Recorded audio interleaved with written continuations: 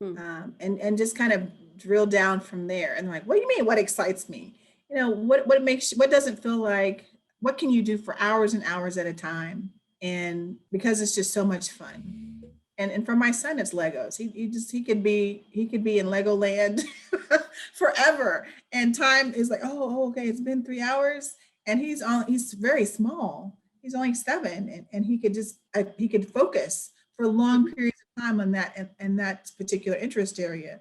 And so, what can you do for hours and hours at a time, and you never get tired of it, or it's just so much fun to you? Or what do you get excited about? Welcome to Self Heal with Dr. Irene, where you'll learn powerful tools from world class experts to heal yourself in all areas of your life: your health and energy, relationships, career, finances, and more. Welcome to the Self Heal podcast with Dr. Irene. And today is one of those episodes that I asked this expert to come on because there are times when it comes to self-healing for ourselves or for our family that we really need more practical help rather than, say, a therapeutic support. And so I have with me today Dr. Jen Price, who is an educator and counselor with over 20 years experience. Now, as a counselor, she has personally visited over 200 colleges and universities nationwide and worked with hundreds of students, helping to match them with the appropriate school for their particular goals.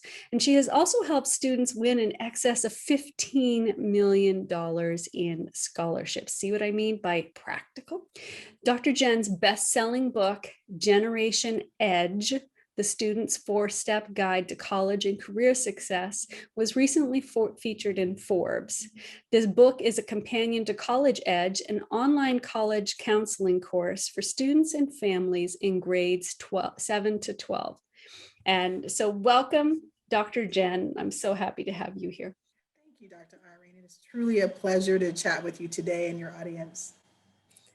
Thank you. Now, Dr. Jen, when we were deciding what the focus of this interview would be, I loved that practical aspect of that you are helping students well before perhaps is typically done. Like I remember when my sons were in their last year of high school, and or maybe the second last, and they were being asked, so what do you want to be when you grow up? And they were expected at that point to make some really, really big decisions that could, I'm sure it could have felt like a ton of bricks, weighing down on them, because it's like, what if I make the wrong decision? And so I would love to hear from you. And this is why I invited you on, because I know that as a parent, after they get to the stage, that you've nurtured them and protected them and, helped them grow up, it's your fondest wish to make sure that they are set up for success in life, however that success looks. And so a parent can be like as well. So I would love your input on what you say or do when you hear about people asking children or teenagers of what do you want to be when you grow up? Well, that is a very common question, and in some cases, that's how students and families land in my office. And so that's a really big question. And one of the questions that is followed up with that one is it reasonable for them to know what they're going to do for the rest of their life? They're only 16 or 17. And I usually say no, it's not entirely something that you can expect from a teenager or a young adult to just kind of have their whole life mapped and planned out. But we as parents, what we can do is we can help them explore opportunities as they're growing up, which means this process starts before they're in 11th grade or 12th grade getting ready to head out to college. We can help them identify an ideal career neighborhood for them, some options that are a great fit for them. And it starts sooner than we might think. Yeah, I loved what you said when, like, forget grade 12. How about grade 7? And so could you expand on that a little bit, Dr. Jen, please? Yes, I actually begin the work that I do with students and families in 7th grade, not because I want to rush the child growing up. I totally believe in kids being kids and being able to have unstructured time and not being scheduled to the max, which I do see a lot of that, unfortunately. Parents meaning well, almost every moment of the day is scheduled. They have school, and then after school, they have an X number of activities. Literally, they are busy until bed. I'm not an advocate of that. What I am an advocate of is just helping them to see what their options are, what's out there. And depending on how old they are, there are some things that they might want to start exploring. And so that way they're essentially ruling out career fields or just even gaining exposure and becoming more curious about certain areas and being able to develop those interests as they get older. I love it. It's that, and starting the conversation at a time when the kids still want mom and dad around. I'm speaking as a mom.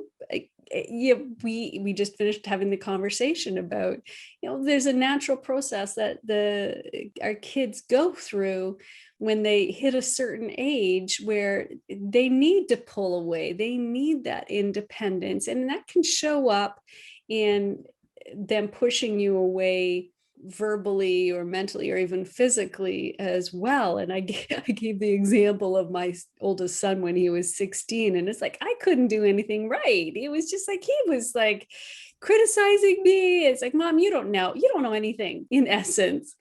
And I just looked at him and laughed and said, I can't wait for you to turn 25 and then I'll know something again.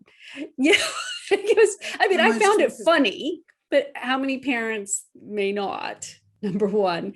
And so at 16, that was the wrong time for me to be involved in helping him, in guiding him. So I love what you're saying about starting in 7th grade, where they still like having you around and they still think you know something. Right. And they'll trust when you say, hey, talk to this counselor or take this program. Or so I love that. So Dr. Jan, how does this work in a practical way? I know you have your book, Generation Edge, and I would love for you to describe that so that parents have like an idea of what to expect and what EDGE stands for. Sure. The book, it has different layers to it. One of the layers is a little bit of my personal journey to discovering the right career for myself, and of course some missteps that happen along the way. Sometimes our journey is not necessarily linear. It could involve detours, backtracking. It can look like a lot of different things for everyone. And so I share a little bit about that, but then also some very practical pieces of information, such as the EDGE methodology, which honestly, I think that could even be applied to adults as they're trying to revisit their career and determine if they are in a career that aligns with who they really are. But specifically the EDGE methodology, the first E stands for explore and excel. And so when you're applying this methodology to a child, this is where they are involved in extracurricular activities and they have a chance to try a lot of different things and then start focusing on a few and really getting good at those things. Second would be the D, determine the best fit. And I look at that in two ways. One could be what is a best career fit or some ideal career options for this particular child. And then also, depending on what that looks like, is college something that's a next step for them? And if it is, identifying some best fit options for them at the post-secondary level. I mean, fortunately, there are thousands of colleges out there, but you want to know what your student needs and what they're looking for. And if you have some idea about what career direction they're heading in, you can make a better match. And of course, there's the piece of a financial match as well too.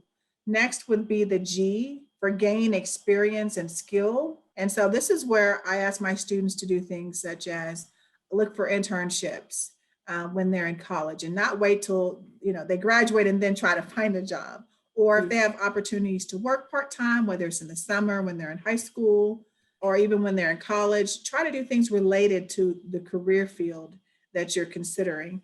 And then, um, and then those early career experiences as well. The last E, evolve and emerge, that's more where you're looking at where you're refining the career fit. They might have identified, I really want to go into accounting, but I need to be in this type of working environment. Or they might later determine, you know what, I think I might want to take my skill set and start my own business. So that is the EDGE methodology that you can apply to your child and honestly to yourself. And as you're thinking about, am I really fulfilled in what I'm currently doing? And that's a beautiful way of structuring it. And the EDGE methodology is, as a science geek, I have to admit, I love methodology, right? In other words, what are the proven steps? And it's probably far better than the advice I gave my sons, which was, choose something that, do what you're passionate about, give back to the world in some way, and make sure you can support yourself. that gets the job done just as well. I mean, obviously, the idea is just because you do something well, sometimes people will choose a career because, I can do this well. Well, are you passionate about it? So I like the piece that you shared with your son, something that you're passionate about. Sometimes we forget that, we skip that step. And it's like, maybe sometimes the idea of supporting yourself overshadows the idea of, are you passionate about it? Or maybe your aptitude for science or math overshadows the fact whether or not you're passionate about it. So it is, I do believe it's important that they're excited about it. And it's also sustainable. I'm sure your child doesn't want to live in your house forever, and you don't want them to live in your house forever either. As much as you love them. That's why I said our children. And make sure you can support yourself. Yes. That was the caveat at the end. It's like, I'm a music geek. My sons are music geeks. And at one point they were considering music as something, as a career choice. And I was just like, cool, that fits the passionate, that's giving back in some way and helping others by, bringing them joy. Just make sure you understand that, to live on that, you may be scaling back your desires a little bit until you, right. And knowing that there's many different ways, and I'm sure you go through this with your people, right, that it's, you don't have to front a rock band to be a musician, right? You could be a studio musician and make, very good, consistent money as a studio musician without the fame. Okay. But you got that. Or maybe you're a music therapist, or maybe you become a studio producer, right. So that you're still in the music field right there, or a teacher, or right. And so that's what, I worked through with my sons, and it sounds very similar, just not as scientific as your way. Absolutely. And that's crucial to those conversations. So when they do choose to do a career assessment with me, we look at, sustainable ways to continue with your interests. And in some cases, they might have two or more interests and aptitudes and things that fit with their personality. And they might choose to go one route and stick with the other. The other is more of their hobby that they keep in their life, and they continue to enjoy that, but that might not be their bread and butter. So true. So true. So Dr. Jen, if somebody can't come see you individually, say they live on the other side of the world or something, what kind of conversations can they start having? Since, hey, if teenagers are listening to this podcast, yay. And it's more likely going to be the parents. So what kind of conversations or questions would you recommend parents start asking their kids? Before we get into some questions, I would start by saying, continue to observe your child. And one of the questions that I ask when I am reviewing career assessment results, I ask, what kind of ways did they play when they were small? What did they do in their unstructured time? Because we're looking at that for clues and hints to what their child gravitates toward, what they really enjoy Are they into Legos? Do they like to go to science museums, or do they really love going to the zoo or looking at, marine creatures? Were they in Boy Scouts or Girl Scouts? What sports did they play? And so just looking at what they've been exposed to and where they have been really happy or where they have really excelled and what they continue to ask to do. I have a son, and he's 7. And so one of the things that he is always asking for is Legos. And he will follow the instructions and put together what they've laid out for him, and then he will create something entirely different on his own without instructions because he's so interested in design, and he's constantly giving input on how things look and observing structures around him. He even learned about construction equipment, and so which meant I did too at bedtime. Isn't it amazing how that works, right? I had no intention of learning that information, but at bedtime, I did learn a lot about those kind of things. And so even when they're older, their extracurricular activities, and sometimes I've seen students and families come to me and their child they're a really great student, but they're not involved in anything. And so if you have a high school student, one of the things I would say, sure, they may have explored some things when they were growing up, but there really needs to be a time where you sit down, and it might even involve the guidance counselor at the school, or even just looking at the school's website at what the extracurricular offerings are, what kind of clubs and activities are available, and sitting down with your students saying, hey, pick 2. Not necessarily asking, but which 2 on this list is the most interesting to you? Because as they are thinking about college, that will help if that is the next step for them. But it's also a very fun way, practical way for them to gain some additional skills, whether it's working with others, leading, developing their speaking abilities or musical abilities or art skills. It's a way for them to start exploring potential career offerings, whether or not they realize that's what they're doing. That's also possible through their coursework, the things that are not necessarily the core requirements. Maybe they want to take that business elective course that's available, or that graphic design, or be a part of the yearbook staff. And so those are some ways for them to learn more about what excites them, what they're good at. So those are some kind of some steps that parents can take, and embedded in that are some questions. Yes. So before the questions, great point. Thank you so much. And it's so true, right? That it's important that with the big push on learning, and let's face facts, it's like what I learned in my university calculus, my sons learned in probably grade 9, right? It seems like everything, all the information is being compressed down, and the emphasis is on, you got to learn more, you got to know more. So those extracurriculars, those optional courses can go by the wayside. And I love what you're saying, that don't let it. You need to make those a priority. And I always said I didn't care what my sons got, like as far as the letter grade. Here in Canada, we have, I don't know how it is down the States, we have the report cards have a box at the end of the report card where you can get, Johnny plays well with others, or interacts well with others, or is internally motivated, or, like that kind of, like more the social. And I always said I cared more about what was in that little box, whether it was needs improvement or it's good or excellent or whatever, then I cared about whether there were a bunch of A's or B's or whatever. And that I believe is similar to what you're saying. It's like, I always believed that I needed to make sure that my sons were successful human beings first and foremost, and then they could handle whatever came their way.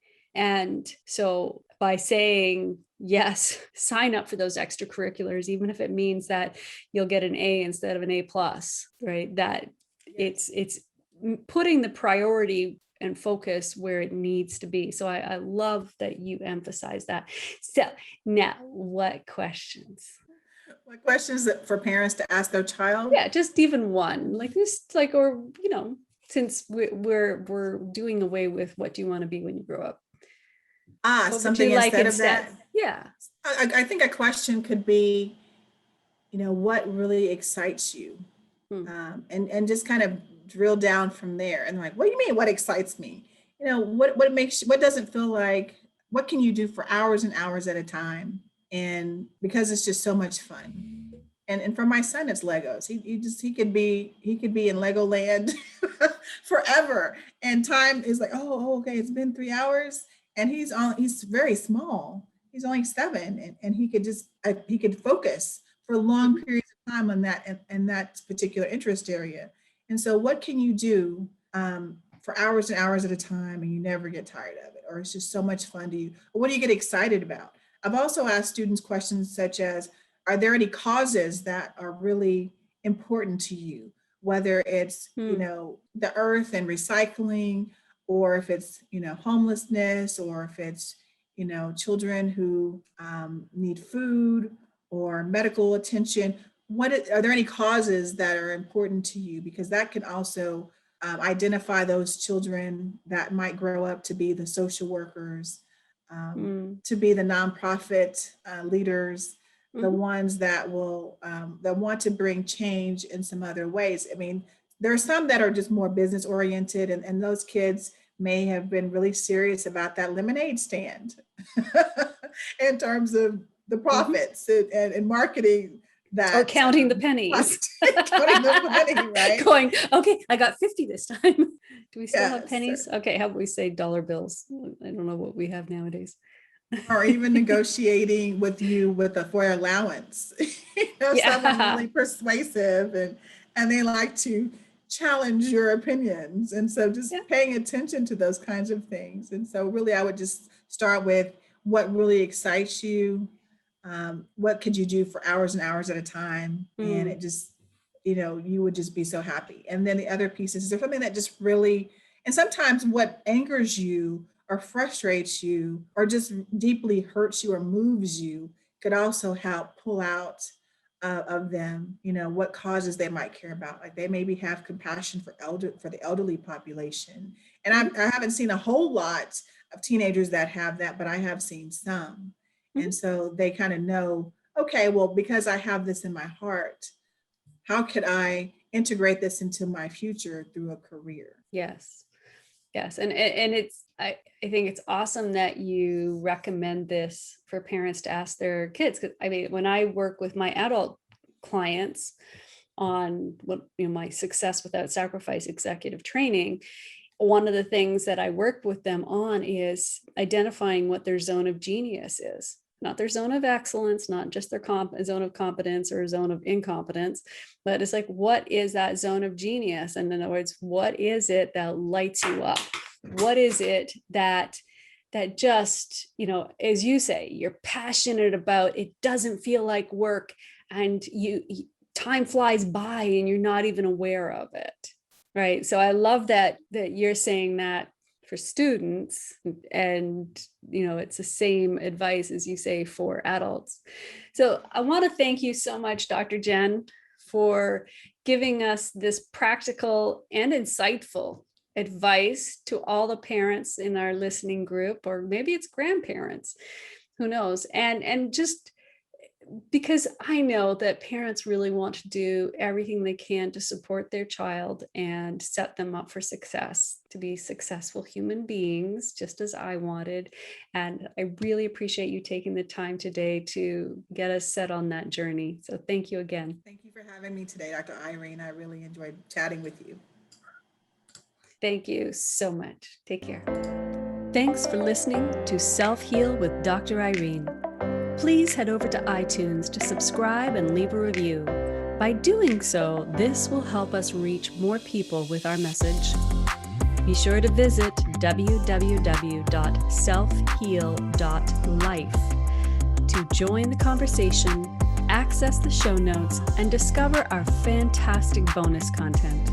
And keep listening for more insights and tools to empower you to heal yourself and enjoy life to the max.